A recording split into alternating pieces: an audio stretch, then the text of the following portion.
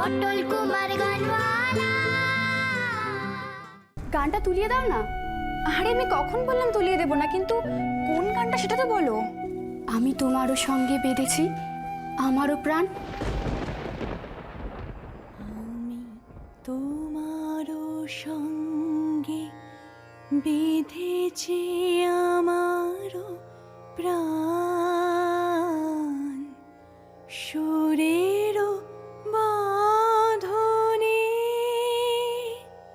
তুমি জানো না আমি তোমারে পেয়েছি অজানা সাধনে।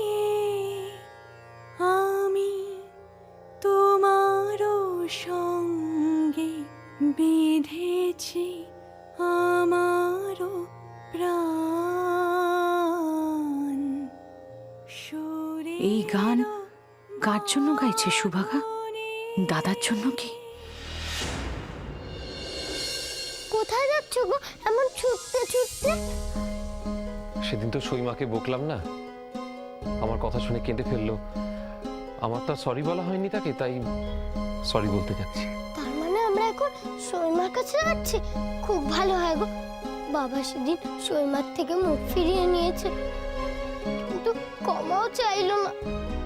তুমি যদি ক্ষমা চাও তাহলে খুব ভালো হবে গো। সইমা খুব খুশি হবে।